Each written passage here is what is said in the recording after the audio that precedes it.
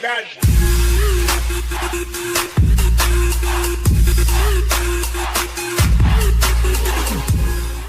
In World War II, there are a lot of African Americans that went to foreign soil to fight. Mm-hmm. They were fighting for freedoms in a foreign land that when they came home, they didn't enjoy themselves. Under that flag, with those veterans. So think about this. You go to Germany and you go overseas and you fight for freedoms of people you have no idea, have nothing in common with. In the very country that you're representing, when you come back to it, you're second-class citizen. Correct. Me, I have a very unique perspective, Skip. Okay. I'm from rural South Georgia. You are. I'm 48 years old, Skip. And if I don't tell you my religion, you can't guess it.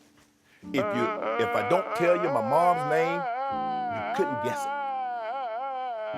I was dirt poor. 1,000 square feet, 10 people sometimes, cement floors, tin roof. I'm well off now. The one thing that I've been for 48 years is black. That's what you see. You don't see my religion. You don't see my orientation. You don't know my political affiliation. But you see this. I see people get on shows and the officers say non-compliance. Well, I saw a guy in Florida, a white guy, stab 2 people, kill him, stabbed another guy, was eating the guy's face. Female officer tased him. They have to wait 10, 15 minutes, and they take him alive. I see a guy selling CDs, and he's killed. I see a guy selling loose-leaf cigarettes, and he's killed. See, that's what gets us up in arms. I should. Because you say non-compliance is a death sentence. If a man is gnawing a man's face after he's killed 2 people, we see what happened in Colorado. The guy killed 12, and they take him alive. We see what happened in Charleston. 9 parishioners. He drives. Not only do they take him alive, they take him by Burger King because he's hungry. So you think we're supposed to be okay with this? No. In what system? How do we solve it? Skip, there's a huge, we got to start with us. Because this black-on-black gun violence, see, I believe you can work, and what bothers me a lot of times is that when we say, the police brutality, and the first thing everybody, what about Chicago? What about black-on-black crime? It is. It's reached epidemic proportion.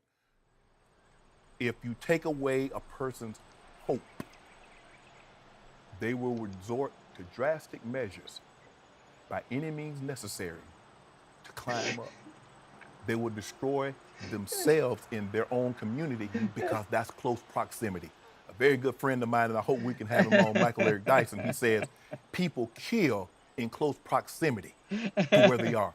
Blacks kill blacks, white kills black, so forth and so on. So unless you got an integrated community, then and only then can you get apples and apples and oranges and oranges. How do we solve that? We got to get educated. Fix that? We got to get educated, Skip. Our education system in our communities is not good. We got to get guys employed. We got to get people employed, Skip. Because if you don't have money and you want something nice, either I got 1 or 2 ways. I sell drugs or I go steal it or I go take it. Those are my 2 options because I see Rolexes and I see Mercedes and I see nice things and I want them. But I don't have a job and I don't have opportunity and means to get it. So if I want it, I'm going to go get it. We got to do a better job. It's going to start with us. I'm not going to put the onus on white America because I know there are some things we can do.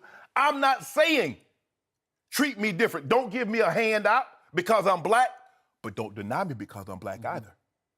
If we're going to be fair about this, if I'm equally as educated as my white counterpart, hey, why didn't I get the job? I need to know why I didn't get the job. Don't say because, affirmative action.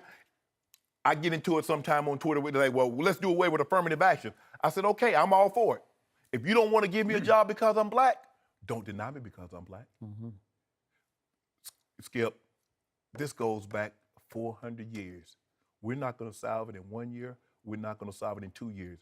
But the first step of race relationships in this country, we got to acknowledge that it exists. Stop sweeping it under the rug and say that it doesn't exist.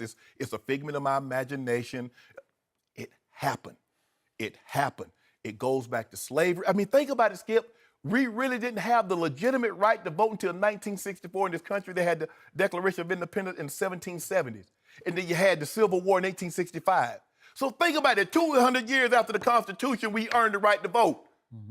And we think all of a sudden everything's going to be okay? No.